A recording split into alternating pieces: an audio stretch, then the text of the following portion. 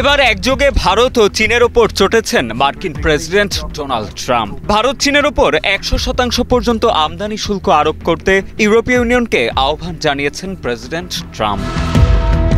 British সংবাদ মাধ্যম বিবিসির এক প্রতিবেদন বলছে, 9 সেপ্টেম্বর ওয়াশিংটনে বৈঠকে ফোনে যোগ দিয়েই ট্রাম্প ভারত ও চীনের ওপর শুল্ক আরোপ করতে আহ্বান জানান ইউরোপীয় ইউনিয়নের কর্মকর্তাদের। মূলত সেই বৈঠকে রাশিয়ার যুদ্ধ অর্থায়ন বন্ধ করার উপায় খুঁজছিলেন মার্কিন ও ইউ কর্মকর্তারা। ব্রিটিশ দৈনিক ফাইন্যান্সিয়াল টাইমসের প্রতিবেদনে মার্কিন কর্মকর্তার বরাতে বলা হয়, মার্কিন কর্মকর্তারা এজন্য পুরোপুরি প্রস্তুত, শুধুমাত্র ইউরোপীয় অংশীদারদের এগিয়ে আসা প্রয়োজন। সেই প্রতিবেদনে আরও এক কর্মকর্তার বরাতে বলা হয়, ইউ যদি বেইজিং ও নয়াদিল্লির ওপর শুল্ক আরোপ করে তবে ওয়াশিংটনও একই পদক্ষেপ নেবে। এতে ভারত ও চীনের পণ্যে যুক্তরাষ্ট্রের শুল্ক কয়েক গুণ বেড়ে যেতে পারে।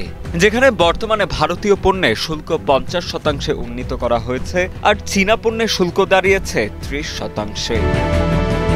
সম্প্রতি ক্রেমলিনের ব্যাপক বিমান হামলার পর ট্রাম্প রাশিয়ার ওপর নতুন নিষেধাজ্ঞার হুমকি দিয়েছেন। রাশিয়ার অপরিশোধিত তেলের সবচেয়ে বড় দুটি ক্রেতা দেশ হিসেবে ভারত ও চীনকে লক্ষ্যবস্তু করার মাধ্যমে মস্কোর ওপর চাপ বাড়ানোর উদ্দেশ্যেই ট্রাম্প শুল্ক আরোপের এমন সিদ্ধান্ত নিচ্ছেন বলে মনে করছেন বিশ্লেষকেরা। পাশাপাশি রাশিয়ার তেল কেনে এমন দেশগুলোর বিরুদ্ধেও ব্যবস্থা নেওয়ার হুঁশিয়ারি দিয়েছেন তিনি। তবে এখনো পর্যন্ত রাশিয়ার তেল কেনার কারণে শুধুমাত্র ভারতের ওপরই শাস্তিমূলক শুল্ক আরোপ করা হয়েছে।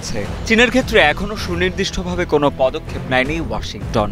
চলতি বছরের এপ্রিলে ট্রাম্প চীনা পণ্যের ওপর শুল্ক বাড়ালেও মে মাসে বাজারে বড় ধাক্কা লাগায় সেটি আবার কিছুটা শিথিল করা হয়।